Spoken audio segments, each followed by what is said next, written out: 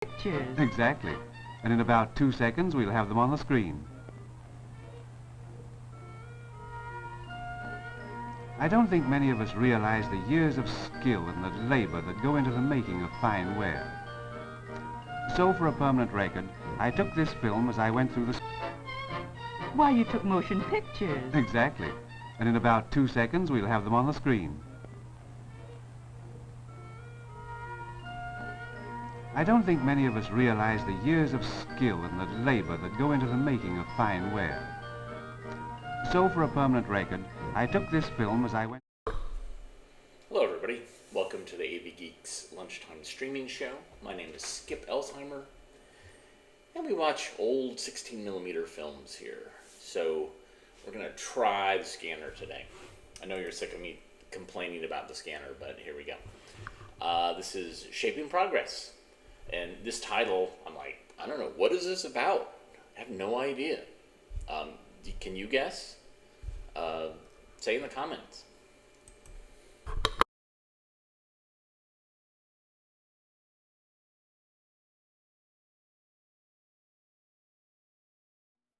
The simplest, least costly way to produce intricate metal shapes for centuries is becoming even more precise, more versatile, more productive.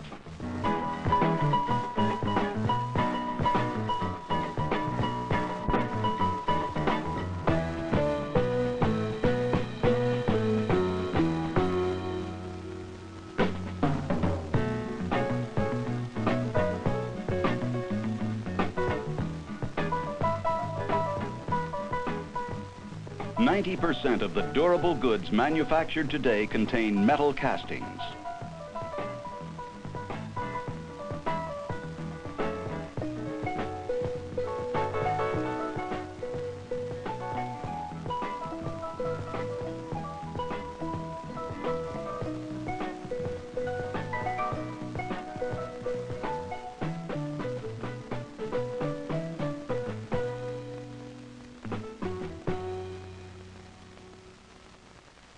Because you, your neighbors, and all Americans are finding more and more needs for castings, foundries are playing an increasingly vital role in our standard of living.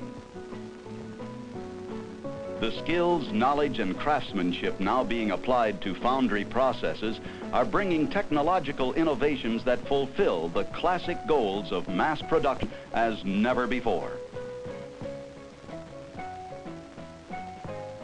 Witness recent process developments by one member of the industry, one of the largest, with plants in 4 Midwestern states processing castings by the millions in 5 basic casting alloys.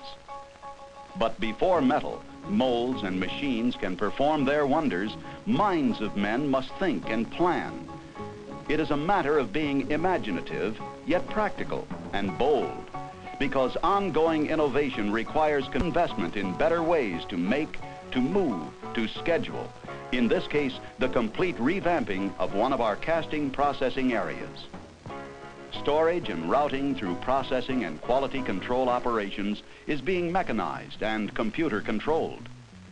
Completion will culminate years of meticulous planning, scheduling, and computer simulation, because normal production must continue in this same area while we build and train our production people on a completely new system. Symbolic of how our business is changing are the people who make parts with their minds. From drawings for complex parts to be die cast in aluminum, programs are developed in punch tape language. These punch tapes enable our programmer, without leaving his office, to guide the machines which mill graphite electrodes, our die casting patterns. This electrode represents one of several mold components for a transmission body. On an electrical discharge machine, it forms the hard steel die with a miniature lightning bolt, which chips away metal, though not new. This EDM process produces dies that are finely detailed and accurate. A good example of what can be done with large aluminum die-cast machines and imaginative designing is this transmission case. our engineers found ways to mass produce in one piece what had been handed to them as an assembly of several cast, machined, and sheet metal parts. The cost reduction is considerable, and quality is improved.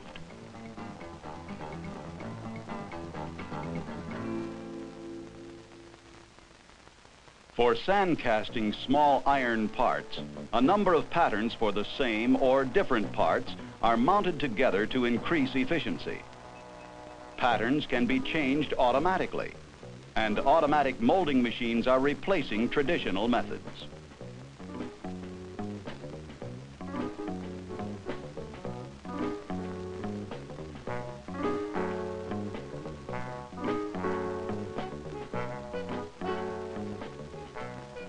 There are many ways to make the cores that form the internal configuration of castings, and the methods vary according to such requirements as lowest cost, the need for finer detail, or greater resistance to stresses during the casting process.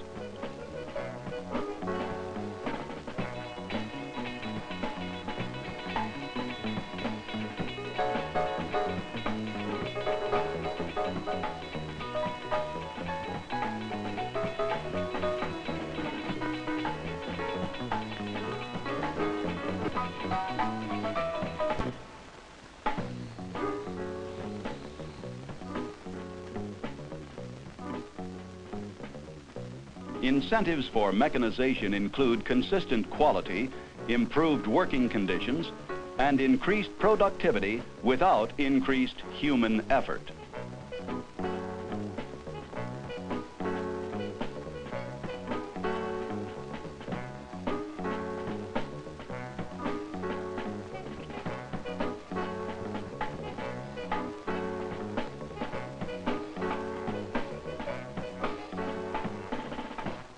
Metallurgy and the melting, transporting, and pouring of iron are undergoing a steady evolution of innovations and improvements. Before going into the electric induction furnaces, each charge is preheated to 1400 degrees. This removes any oil or moisture and increases the melting capacity of the furnaces. Scrap metal is used, shredded junk car hulks, sheet metal trimmings, chips, shavings, and scraps from machine shops. Materials which are unusable in their existing form are recycled into useful products. Coke-fired cupolas, a traditional tool for melting iron, are being redeveloped to save energy. A new cupola, forerunner of better things to come, will recycle heat that conventional cupolas lose up their stacks and reduce heat energy requirements for the melting process by 17%. Surplus heat will also be available to pipe to other operations and further reduce our energy consumption. In our heat-intensive industry, energy conservation has become as important as quality control, which has to be a way of life when mass-producing reliable parts.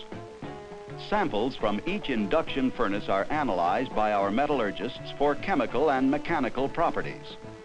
They have exacting standards for gray iron, malleable iron, nodular iron, and armasteel, which make up our iron product line.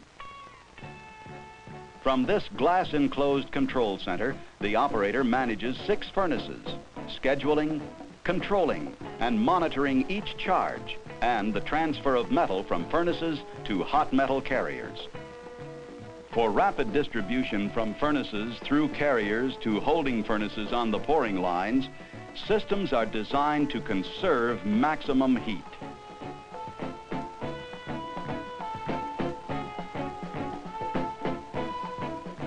They are reducing our total energy use significantly. Automatic pouring is a feature in these systems. Our engineers developed rotary mechanical pouring and are making these machines available to the industry. They're a classic case of applying skills, experience, and craftsmanship to the process, rather than the traditional application directly to the product. This also applies to permanent mold aluminum casting. The entire casting process for these automotive pistons is automatic, including the finishing operations.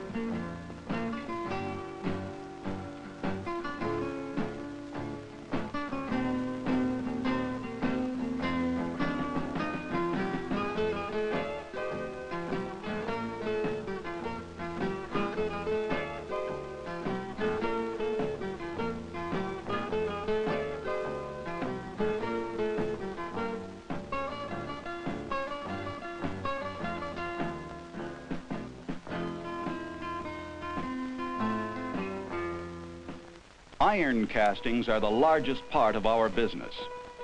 These mechanized lines are for nodular iron parts. Of course, automatic shakeout operations are by far the most desirable way to handle hot metal castings.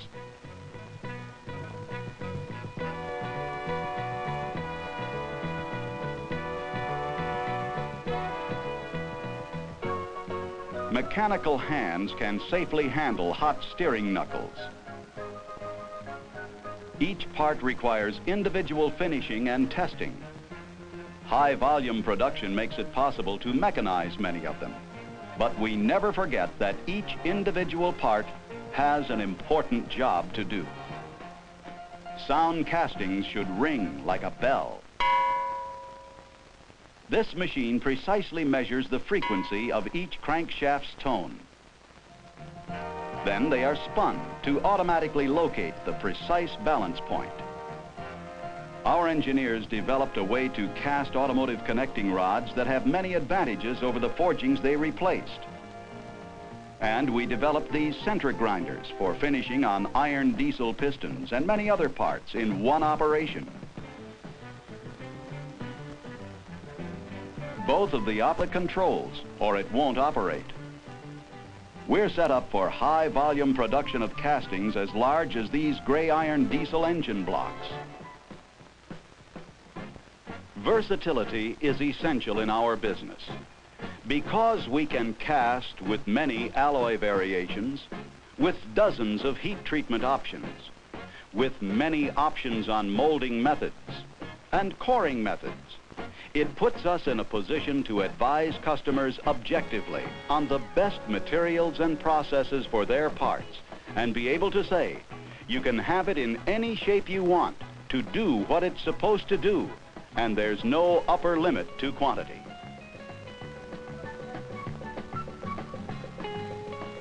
Mass production of intricate metal shapes economically involves far more than machines turning tons of metal into huge quantities of parts.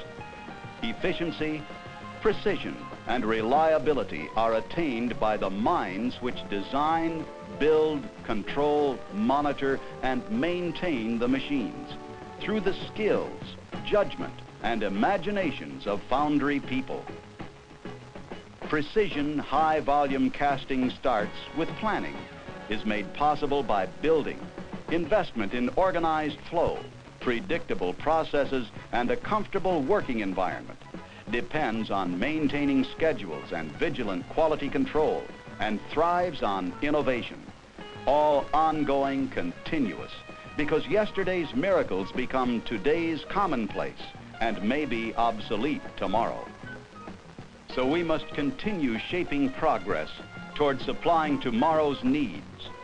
The myriad precision castings which you, your neighbors, and all Americans will want in the years ahead.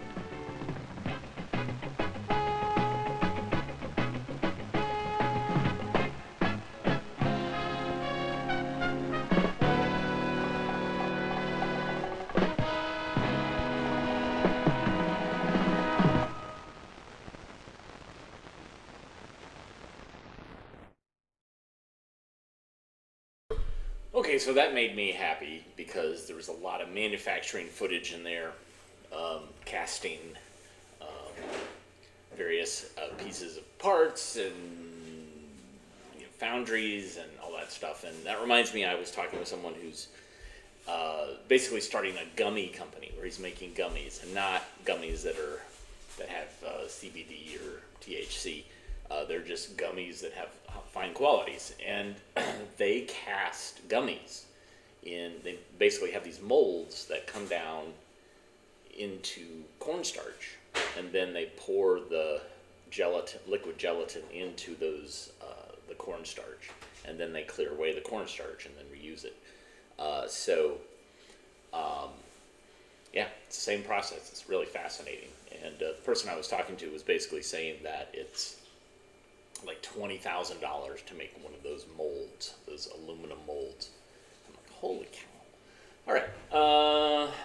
What are letters for? Really? Letters. What are they for? I mean, missing persons asks what are words for, but I'm getting down to the root of it. What are letters for? Let's see if we can figure out. Enjoy. This is the ABC song. A, B, C, D, E, F, G, H, I, J, K, L, M, N, O, P, Q, R, S, and T, U, V, W, and X, Y, Z. Now I said my ABCs. Tell me what you think of me.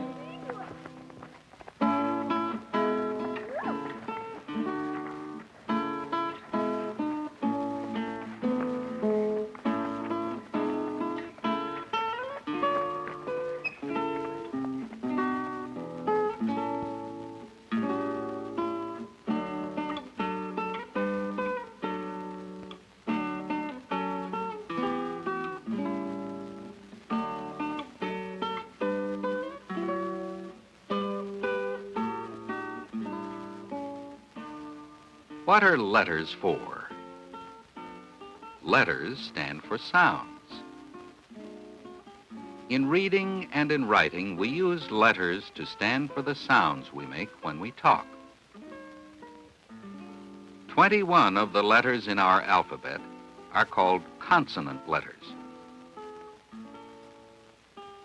This is the consonant song. B, C, D, F, G, H, J, K, L, M, N, P, Q, R, S, and T, V, W, and X, Y, Z. Now I said my BCDs. Tell me what you think of me. Let's listen for consonant sounds at the beginning of words. Read and say each word, and listen to its beginning sound as you say it.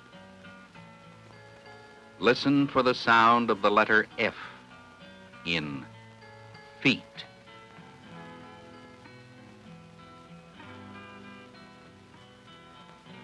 Feet.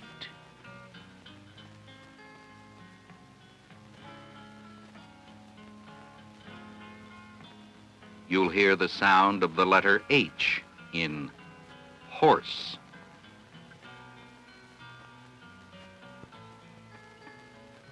Hoof.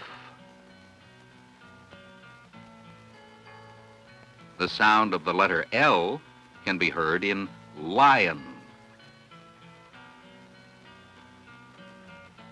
Lick.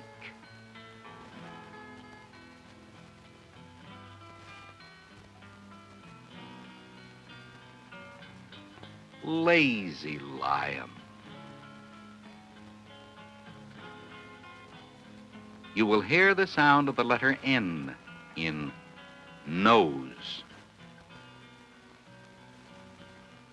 Nose.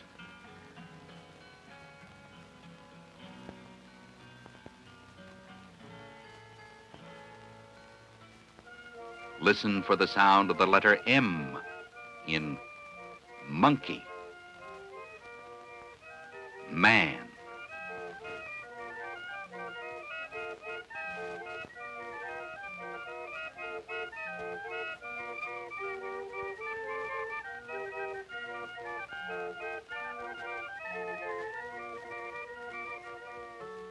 Listen for the sound of the letter R in rooster.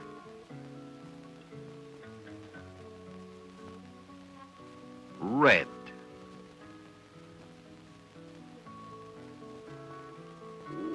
You'll hear the sound of the letter S in seal. Sing. Silly seal. Listen for the sound of the letter D in dog.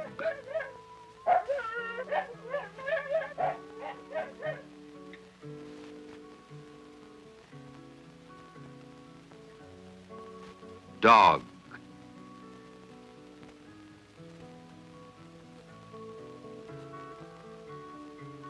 The sound of the letter K can be heard in kiss.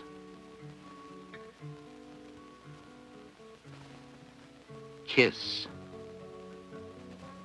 Listen for the sound of the letter T in tiger.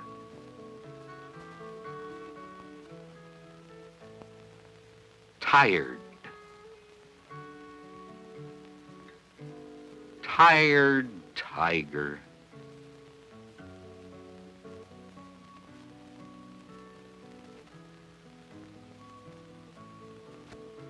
Listen for the sound of the letter P in pig.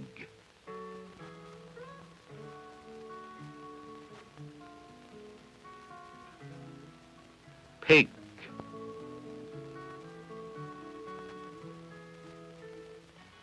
Listen for the sound of the letter J in jump.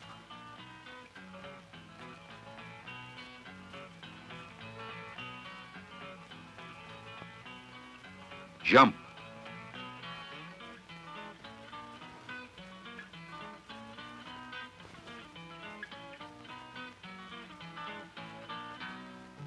You will hear the sound of the letter B in bear.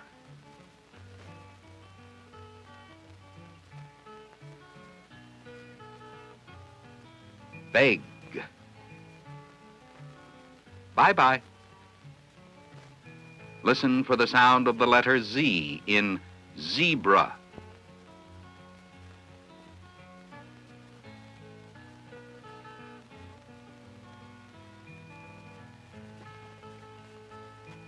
Zigzag.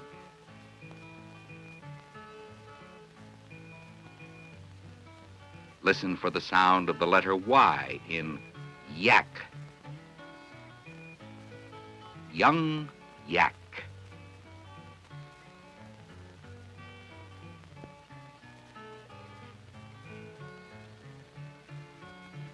Yummy. You'll hear the sound of the letter V in van.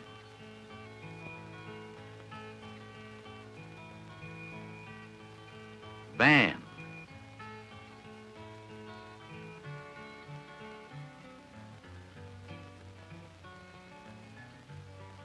Consonant letter Q is always followed by the letter U. Together, they make the sound in quail. Quick.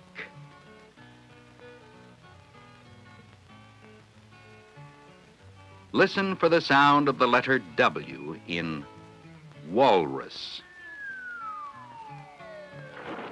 Water.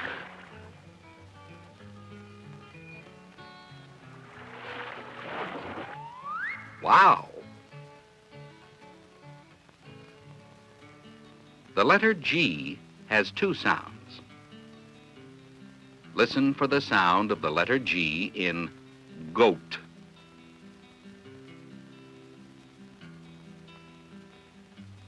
Girl. Giggle.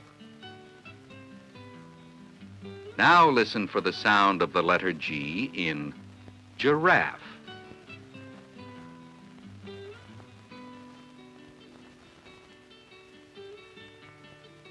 Gentle.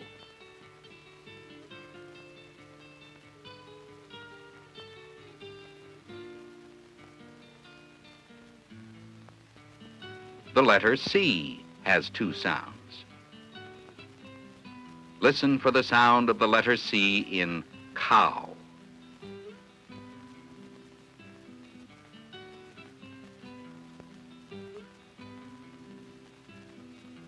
Calf. Now listen for the sound of the letter C in cycle. Cycle.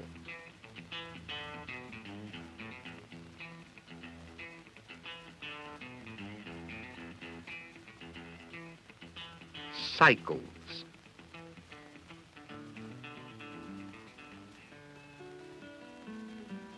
Let's use some consonant letters again. Tell what you see that begins with the sound of the letter F. Feet.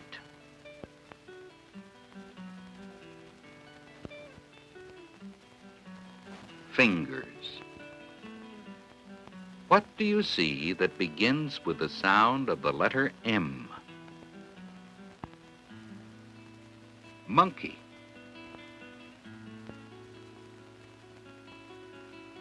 Marbles. What do you see that begins with the sound of the letter D? Dog.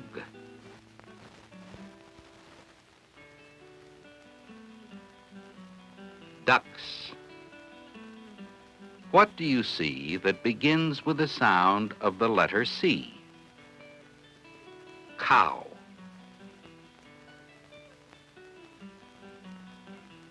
Cat. What do you see that begins with the sound of the letter B?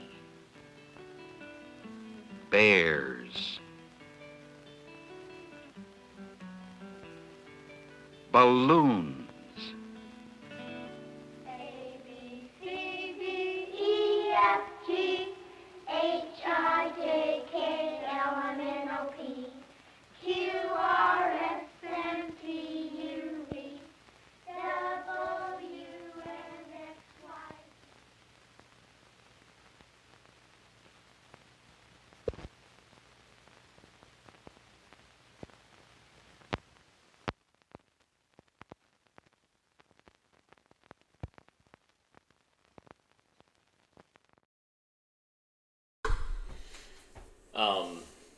I love watching these films made for kindergartners, first graders. As an adult, it's fascinating to kind of see. The pacing is what's maddening, but I still dig it. This is National Film Board of Canada, but it doesn't have hockey in it, so I think we're going to be okay showing it. Let's take a look and see. This is Face of the Earth. If we do get taken down, then I will bounce to something else, but I don't think this is going to be a problem.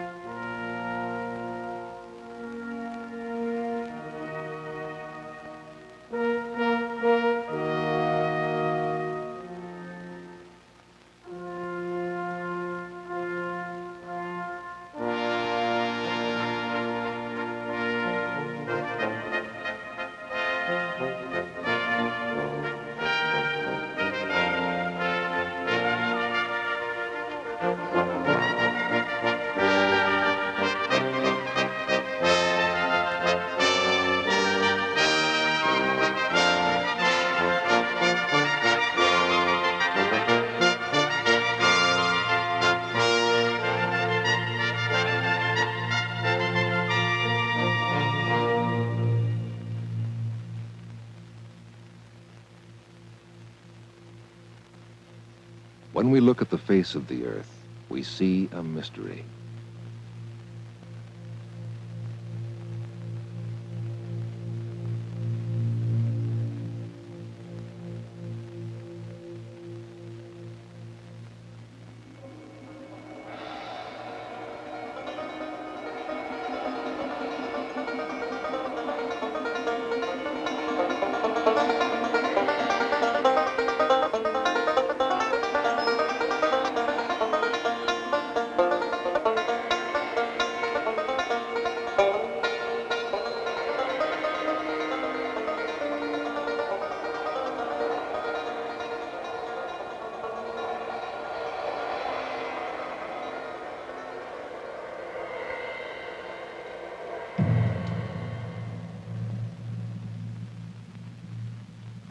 These rocks once lay flat.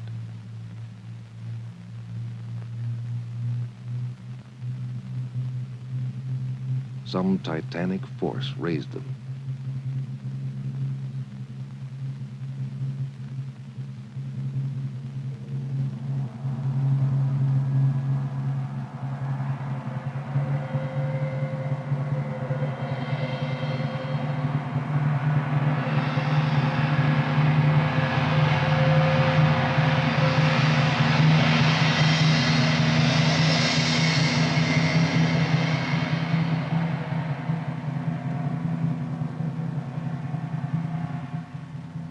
Not all mountains are made in the same way.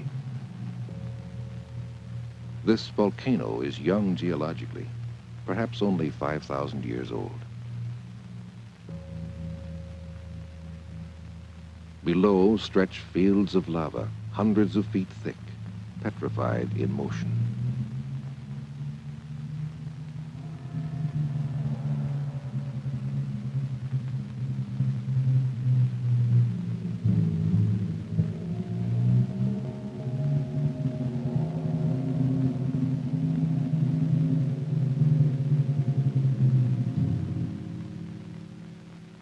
Beneath the crust, a 40-foot-high cavern, a tunnel to the base of the volcano.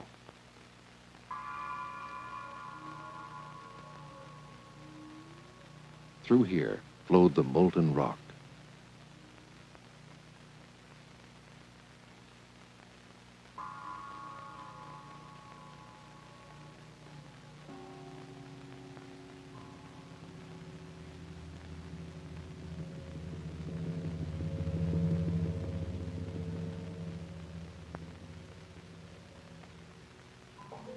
Still, silent evidence of past violence. But not all clues to the origin of the Earth's surface are silent.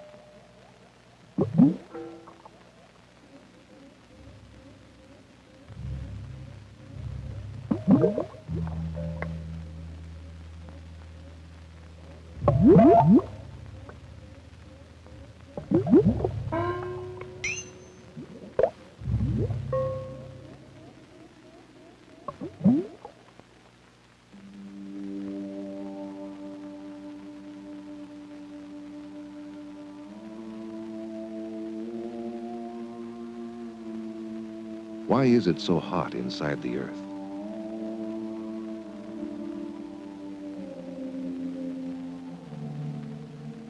One of the clouds of dust swirling around the sun compacted into a molten orb. Gradually, the outer layer became solid, or almost solid. This layer, the mantle, contained slow-moving convection currents. Where the currents rose, material was moved upward to form a scum or crust. This crust drifted across the surface on the currents. Where two crusts or plates met, one was driven down on the descending current. The result was heat and turbulence, which caused earthquakes and volcanic eruptions.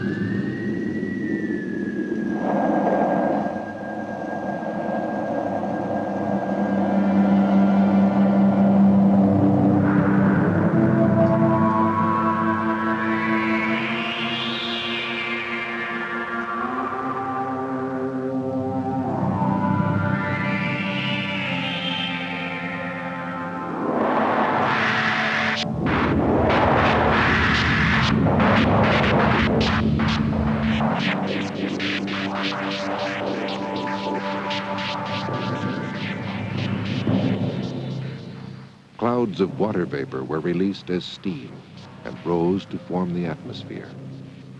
The vapor condensed and fell to Earth, forming the oceans.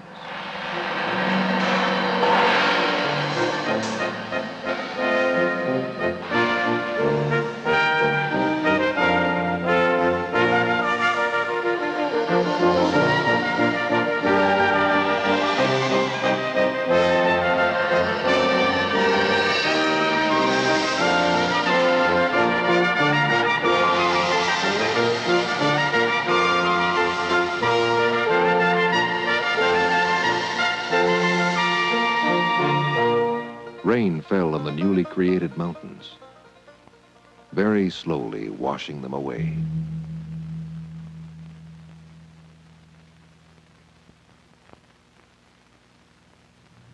Where two currents in the mantle converged, the worn-down mountains heaved and buckled.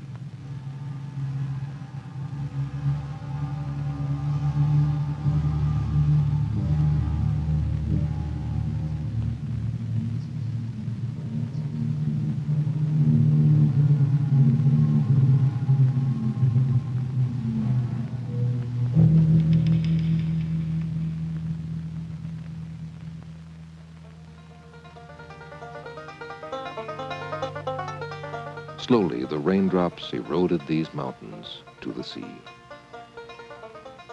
Layer by layer, the sediment was laid on the ocean floor and became rock.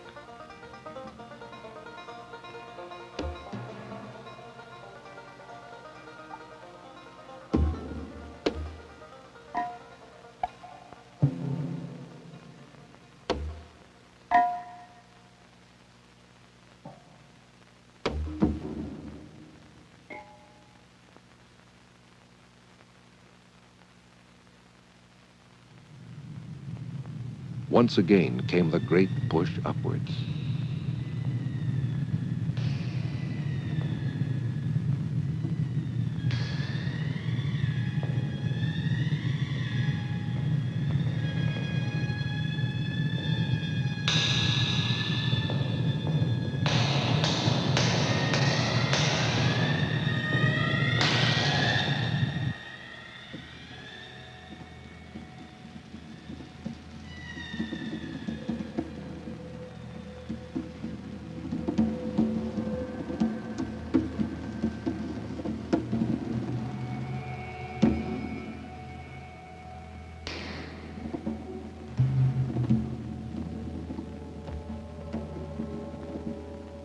When we look at a sedimentary mountain, we see the forced and folded layers.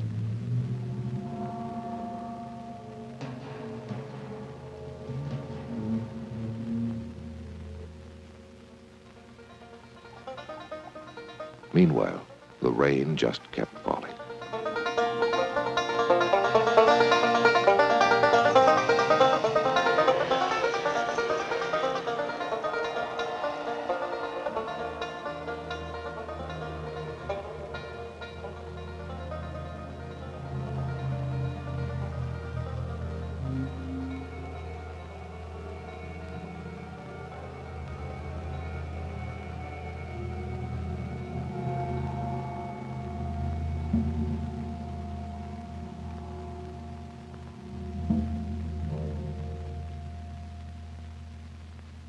As the canyons deepen and widen into outwashed plains, and the rivers return the mountains once again to the sea, the forces of mountain building are still at work.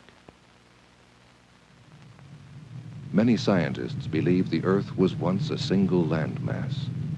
They suggest the pull of the currents split this mass into the continental pattern we recognize now.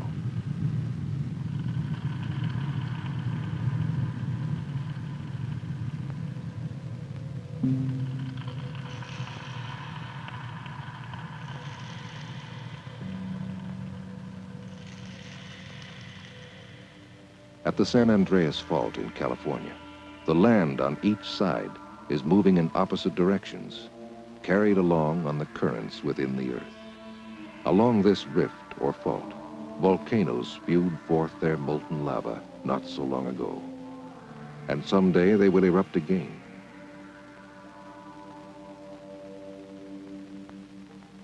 There is no end to the cycle of change. We still gaze upon a mystery, the face of the Earth.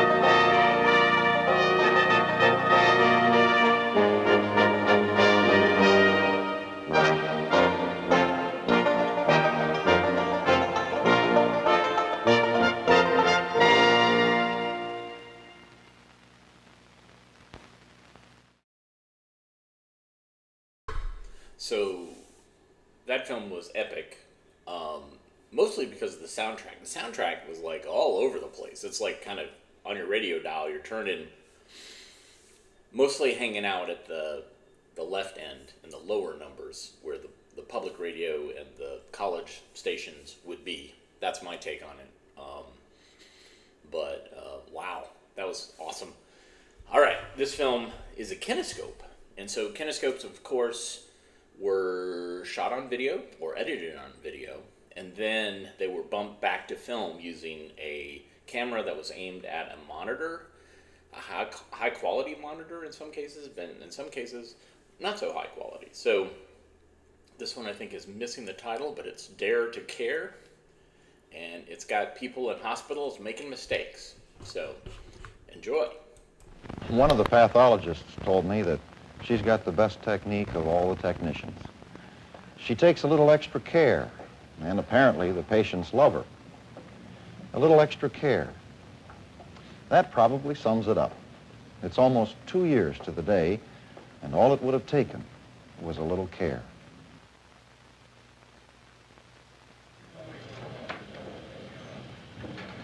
Hey, how you doing today? Oh, fine. Good. You all set for your x-rays? Yeah. Is it gonna take very long? Not too long. Just a second. Okay, roll yourself over. Oh, hold it. You okay? Yeah. Hey, just a second. Let me lock these brakes here.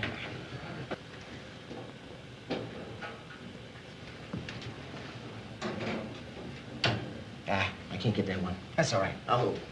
You roll. You sure it's okay now? I got it. That's it, Yvonne. Okay, let me put this on. Oh. Voila. Okay, are you ready? I'm ready. We're off. Good. There we go.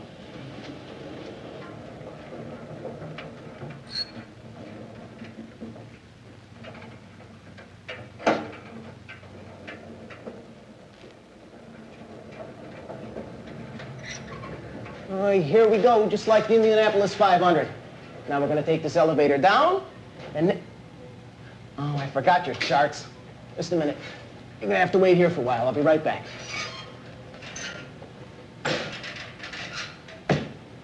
Hey, better lock these brakes. There we go.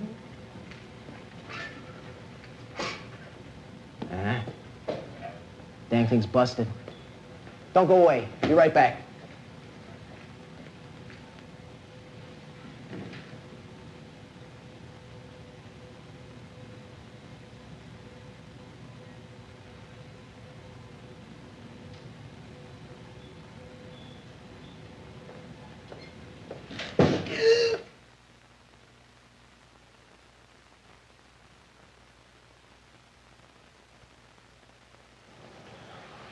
A split second, that's all it took. It's the simple things, like strapping the patient in. That case is still in court. Here's 4. Oh, he put a banana in his hair. Hi, Mr. Barkley. Hi, ladies. Sometimes I think those elevators here more than they should. The receptionist said she'd been moved to room 522, right? I don't know what I'll do if she does have cancer. It took Dad so long to die. Yeah, that was terrible. Well, we'll know in a few hours. Dr. Curran said he would meet us in his office at 8 p.m.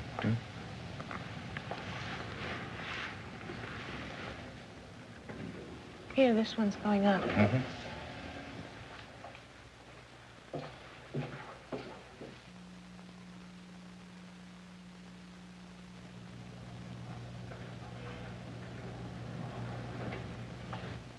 You're all over the place. Yeah, everybody wants a portable. Look at these I took today.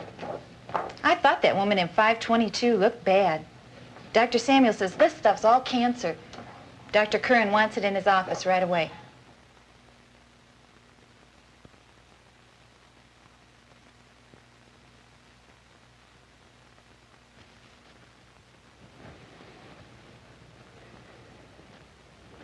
Silence can be golden. I guess I sound a little like an old school teacher.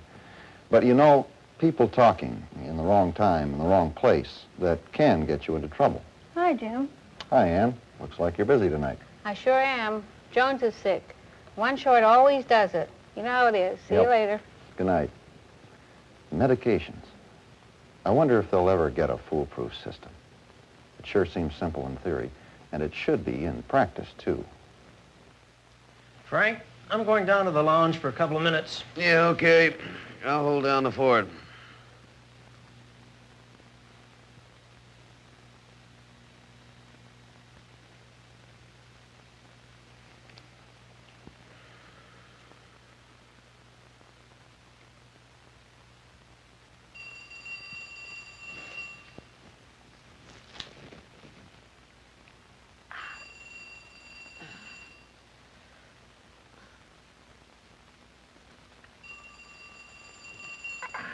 Hello? Who? No, look, I'm Frank Johnson. I'm in bed number 2. I'm in the next bed, bed 2. Frank Johnson. Hey, look, Miles isn't here. You what? Hey, look, hey, wait a minute. Hey, lady.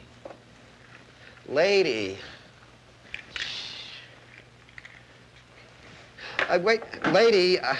Miles? Mr. Miles? No, I'm not talking to you. Look, lady, let me take a message, huh? Yeah, Mr. okay. Miles. Hold it. Let me get a pencil, huh? Oh, this lady's driving me crazy. Oh, do I take these now? Please. Yeah. Yeah, and it...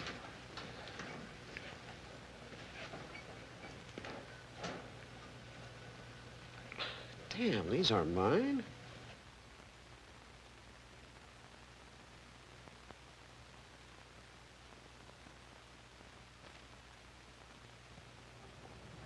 Now, let's see. Where's that switch? I always enjoy coming in here for a little break.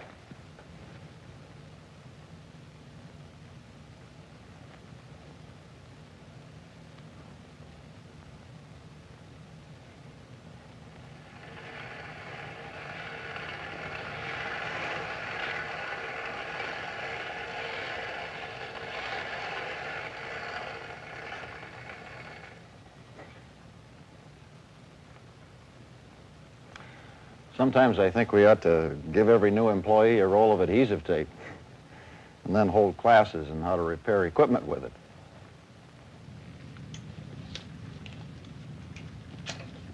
Okay. Now, that wheel won't come loose again. It won't? No, I do that to all the old chairs. Oh, you do? It won't break off anymore? Don't worry about it. Thanks a lot. How's your arm? My arm feels pretty good. I think those hot pads are very good. Good. Oops. I forgot to move this machine. Jenny wants to use it at the other end of the room. Wow. That never happened before.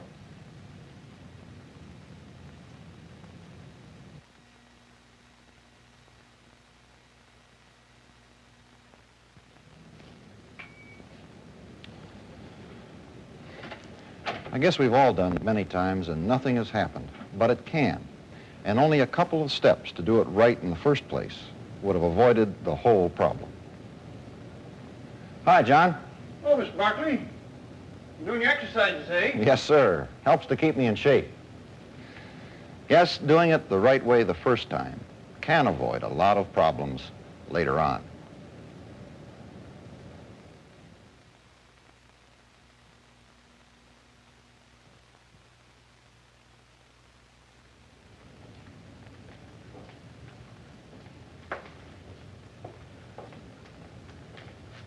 Hey, come on, Bill. It's time for a coffee break. Okay, I still got half the quarter to go, but I think it can wait till later. Oh, hey, did you see that game last night? Yeah, that was some game. I can't believe they came from behind and win like that. Yeah, that was really something.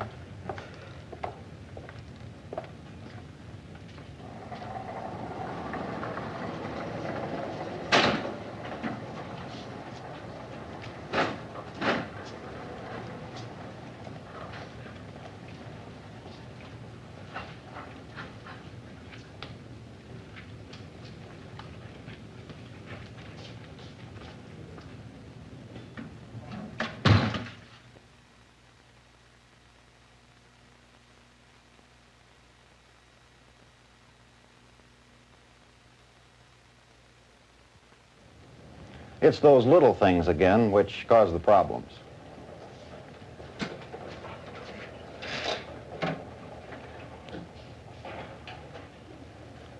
Well, I know what you're thinking. Here come the big ones. Well, yes and no. Sure, the ER does lend itself to possible complications. But then again, with some extra attention, problems can be eliminated. Are you sure I can't get something for this pain? Didn't you say that you're driving yourself home? Yeah. Well, the doctor has prescribed medication for the pain, but we can't give it to you if you're driving. Can't you call someone to pick you up? I told you my wife works and there's just no one to take me. Oh! What if I call a cab? There's no way for me to come back to pick up my car. And besides, I don't have cab money. Hell, it would cost me $10. Well, I'm sorry, but it's against the rules. If you're driving, we can't give you medication. I'll be damned. I almost tear my arm off. I'm hurting like hell, and I can't even get a painkiller. Mr. Lucas, please calm down. 10 stitches aren't going to kill you. Besides, the doctor has given you a prescription for the pain. I'll call your local pharmacy and phone in the order in advance. That way, when you get there, it'll be ready, and you can take it when you go home. All right, okay, please, let's do it, because I just want to get home and get rid of this pain. Ooh.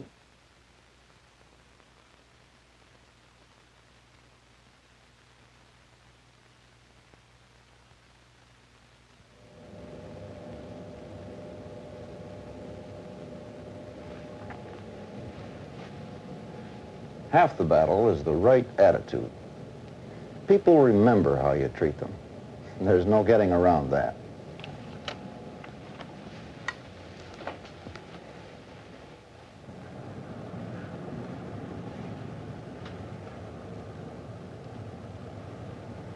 Excuse me. Yes? I'm here to have my gallbladder removed. I'm Dr. Michelson's patient. Are you pre-admitted? No, we're Methodists. Methodist? No, pre-admitted. Did you fill out the forms? Well, yes. Name? Bill Woods. Just a minute.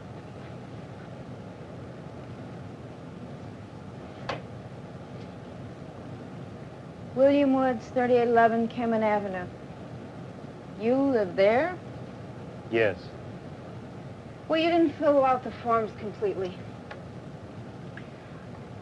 Do you have any other insurance besides Blue Cross? Yes, I have another small policy. I have the card here.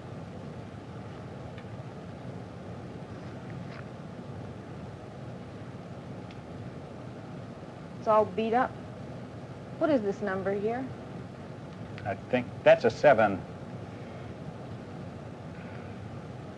How long have you been with this company? 14 years. You've been with them that long. Next of kin? My wife, Helen. All right. Sign here. It's a release. It's a what? Sign what? It's some general release you have to sign.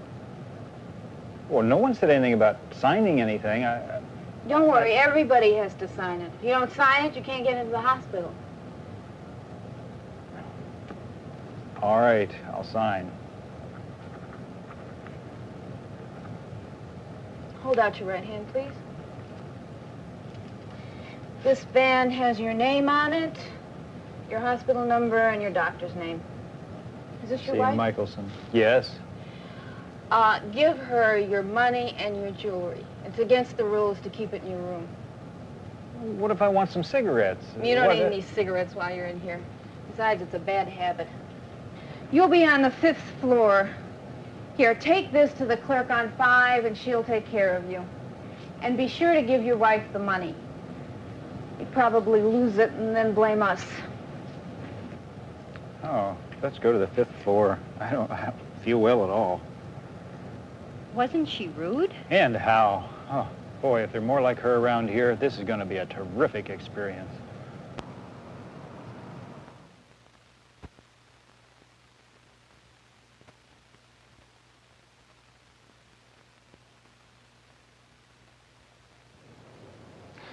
Sometimes you wonder whatever happened to common courtesy. If people begin with us having the wrong attitude, it can set the stage for things long after they're gone.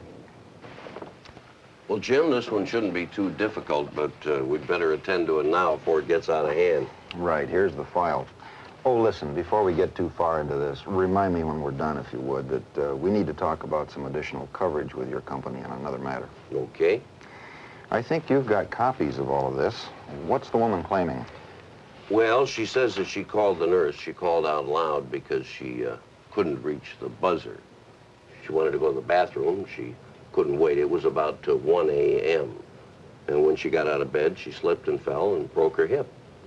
Well, let's see. It says here that the floor wasn't wet. Yes. And I talked to the nurse who filled this report out. She said that the patient wasn't medicated. She also said that the bell was in place. I wonder why the woman couldn't find it. Well, that's a good question.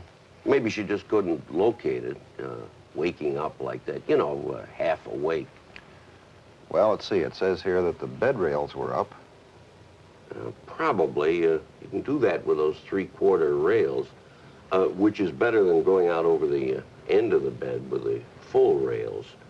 And the beds are lowered at night, so she probably got right out.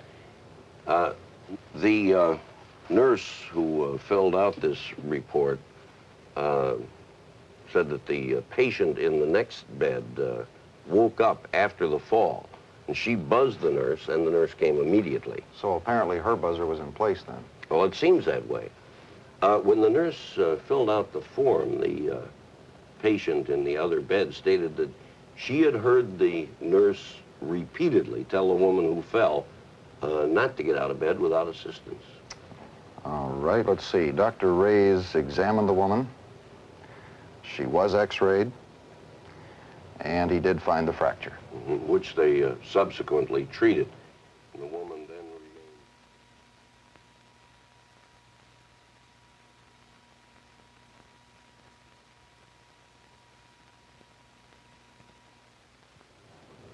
That one was settled without much difficulty. The nurse filled out the incident report properly, and because of that, we were able to substantiate what really happened. Well, I guess that's about it. It's been a long night, and I'm going home. But you and I both know that whether I'm here or not, the hospital continues to function.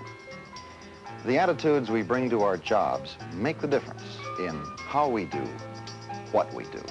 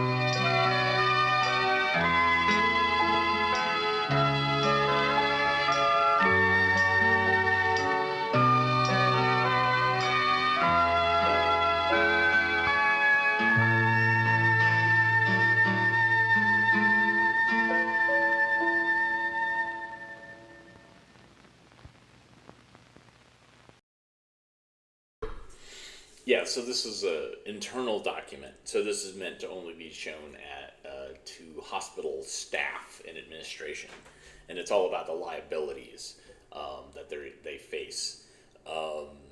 So yeah, I'm sure this was part of a whole educational campaign, and you know, so that last one is, well, yeah, everybody cared, and so this woman who had a claim against us, she wasn't able to do it because there's all this evidence that it wasn't our fault. She didn't pay attention, blah, blah, blah. You know, that's what ultimately that's all about, is about the financial responsibilities of neglect, etc.